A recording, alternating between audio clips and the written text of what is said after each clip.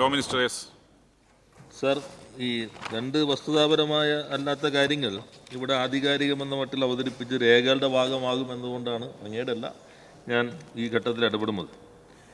ഒന്ന്, അടിസ്ഥാനരഹിതമായ കാര്യങ്ങൾ ആധികാരികമെന്ന മട്ടിൽ അവതരിപ്പിക്കുന്നതിൽ അസാധാരണ നൈപുണ്യമുള്ള ആളാണ് നമ്മുടെ മൂവാറ്റുപുഴ അംഗമെങ്കിലും ആ രേഖയെ കിടക്കാൻ പാടില്ല. അദ്ദേഹം പറഞ്ഞു മൂവാറ്റുപുഴ അംഗം ഈ ഈസ് ഓഫ് ഡൂയിങ് ബിസിനസ്സിൽ നമ്മൾ ഈ റാങ്കിൽ വന്നിട്ടില്ല, അതെന്തോ സേ പരീക്ഷ എഴുതിയ പോലെയാണ്, നമ്മൾ ആസ്പിരൻറ്റിലാണ് വന്നിരിക്കുന്നതെന്ന് അദ്ദേഹം ഒരു അഭിപ്രായം പ്രകടിപ്പിക്കുകയുണ്ടായി.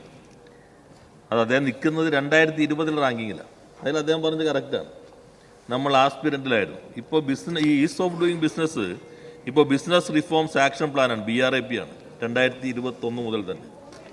അതിൽ നമ്മൾ അദ്ദേഹം പറഞ്ഞ അന്ന് ശരിയായിരുന്നു, അന്ന് നമ്മൾ ആസ്പിരൻ്റ് ആയിരുന്നു, എമർജിങ് ആസ്പിരൻ്റ്, അച്ചീവർ, ടോപ്പ് അച്ചീവറാണ് അന്ന്, അതായിരുന്നു. അത് കഴിഞ്ഞിട്ട് കഴിഞ്ഞ റാങ്കിങ്ങിൽ നമ്മൾ ഒന്നാമതായെന്നുണ്ടെങ്കിൽ ടോപ്പ് അച്ചീവർ സ്ഥാനത്തിൽ നമ്മൾ ഏറ്റവും 9 എണ്ണത്തിൽ ഒന്നാമതായിട്ടാണ് നമ്മൾ അംഗീകരിക്കപ്പെട്ടത്. 5 എണ്ണത്തിൽ ആന്ധ്രാപ്രദേശ്, 5 എണ്ണത്തിൽ ആന്ധ്രാപ്രദേശ് അവർ രണ്ടാമതായിരുന്നു. ഇപ്പോൾ ദാവോസിൽ വെച്ച് ശ്രീ ചന്ദ്രബാബു നായിഡുവിനെ കണ്ടപ്പോൾ അദ്ദേഹത്തിന് ആദ്യത്തെ പ്രതികരണം, ഞങ്ങളുടെ സ്ഥാനം നിങ്ങളല്ലേ തട്ടിയെടുത്തത്, ഞങ്ങൾ തിരിച്ചു പിടിക്കുമല്ലോ എന്നാണ് അദ്ദേഹത്തിൻ്റെ ആദ്യത്തെ പ്രതികരണം. ഇതേവരെ ആന്ധ്രയായിരുന്നു ഒന്നാം സ്ഥാനം. എന്ന് വെച്ചാൽ നമ്മൾ വ്യവസായത്തിന് ഒന്നാം സ്ഥാനമായെന്നല്ല നമ്മൾ പറയുന്നത്, വ്യവസായത്തിൻ്റെ സൗഹൃദ അന്തരീക്ഷത്തിൽ ഈ റിഫോംസ് പ്ലാനിൽ നമുക്ക് അംഗീകാരം കിട്ടി. അതിൻ്റെ കൂടെ അടിസ്ഥാനത്തിലാണ് ഈസ് ഓഫ് ഡൂയിങ് ബിസിനസ് ആണ് ബിസിനസ് റിഫോംസ് ആക്ഷൻ പ്ലാൻ 2021 മുതൽ. ഇത് ലോകബാങ്കിന്റെ ഘട്ടത്തിൽ അന്ന് തുടങ്ങിയതാണ് ഈസ് ഓഫ് ഡൂയിങ് ബിസിനസ്. 2021 മുതൽ അതാണ് ബിസിനസ് റിഫോംസ് ആക്ഷൻ പ്ലാൻ. അല്ലാതെ വേറെ റാങ്കിങ് ഇല്ല ഇന്ത്യയിൽ, ഏക റാങ്കിങ് അതാണ്. അതുകൊണ്ട് ഇന്നിപ്പോൾ ഒരു അഭിമാനകരമായ കാര്യം എനിക്ക് സഭയുടെ ശ്രദ്ധയിൽപ്പെടുത്താനുള്ളത്, മസൂറി നമ്മുടെ IAS ഇൻസ്റ്റിറ്റ്യൂട്ട് ഉണ്ടല്ലോ, അവിടെ സാധാരണ വിദ്യാഭ്യാസം, ആരോഗ്യ ഇതിലൊക്കെയാണ് നമ്മുടെ സിവിൽ സർവീസ് ഉദ്യോഗസ്ഥന്മാരെ ക്ലാസ് എടുക്കാനായിട്ട് വിളിക്കാറുള്ളത്. ഇത്തവണത്തെ ബാച്ചിൽ നമ്മുടെ KSIDC MDയെ ക്ഷണിച്ചിരിക്കുന്നത് improving ease of doing business in state in Kerala it's experience. ആദ്യമായിട്ടാണ് വ്യവസായത്തിൻ്റെ നേട്ടം അവതരിപ്പിക്കാൻ നമ്മൾ ക്ഷണിച്ചത്. 82 വർഷത്തെ ചരിത്രത്തിൽ ആദ്യമായി American society of public administration novel innovation public അഡ്മിനിസ്ട്രേഷനായി നമ്മുടെ ഇൻവെസ്റ്റ്മെൻറ്റിൻ്റെ പദ്ധതി തിരഞ്ഞെടുക്കുകയും 2025 മാർച്ച് 28, 29 തീയതികളിൽ 152 രാജ്യങ്ങളുടെ പ്രതിനിധികൾ പങ്കെടുക്കുന്ന കോൺഫറൻസിൽ കേരളത്തിൻ്റെ ഈ അച്ചീവ്മെൻ്റ് അവതരിപ്പിക്കാൻ ക്ഷണിക്കപ്പെടുകയും ചെയ്തു എന്നുള്ളത് ഞങ്ങളുടെയല്ല, നമ്മുടെ ആകെ നേട്ടമാണ്. മറ്റ് പ്രതിപക്ഷ നേതാവ് ഉൾപ്പെടെ നമ്മളെല്ലാവരും നടത്തിയ ആ പ്രവർത്തനങ്ങളുടെ കൂടി ഭാഗമാണ്. പക്ഷേ ബഹുമാനായ അംഗം വളരെ തെറ്റിദ്ധരിപ്പിക്കുന്ന രൂപത്തിൽ പറഞ്ഞത് രേഖയിൽ ഉണ്ടാകാൻ പാടില്ല എന്നതുകൊണ്ടാണ് ഞാൻ വ്യക്തമായത്. രണ്ടാമത്തെ ഒരു കാര്യം കൂടി പറഞ്ഞ് അവസാനിപ്പിക്കട്ടെ നിർക്കാം. നമ്മുടെ ഹൈവേ പൂർത്തീകരിക്കാൻ പോയപ്പോൾ ഒരു പുതിയ കനകോലു ക്യാപ്സൂൾ ഇറങ്ങിയിട്ടുണ്ട്. ഇതിനകത്ത് ഇരട്ട ചങ്കൊന്നുമില്ല.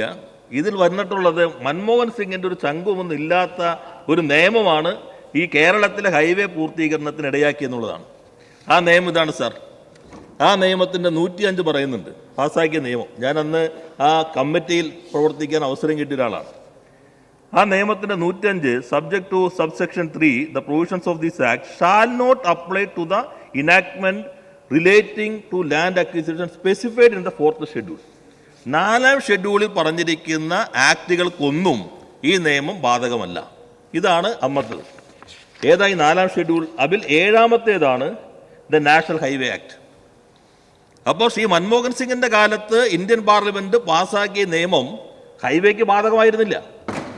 ഞങ്ങളുടെ കമ്മിറ്റി ഏകകണ്ഠമായി, ശ്രീ മണിശങ്കർ അയ്യർക്ക് ഉൾപ്പെടെയുള്ള കമ്മിറ്റി ഏകകണ്ഠമായി ഇതുകൂടി ഉൾപ്പെടുത്തണം, ഈ ഷെഡ്യൂൾ മാറ്റണം എന്ന് റിപ്പോർട്ട് സമർപ്പിച്ചു. ആ റിപ്പോർട്ടിലെ ശുപാർശ തള്ളിക്കളഞ്ഞുകൊണ്ടാണ് ശ്രീ ജയറാം രമേശ് ഈ ബില്ല് അവതരിപ്പിച്ചത്.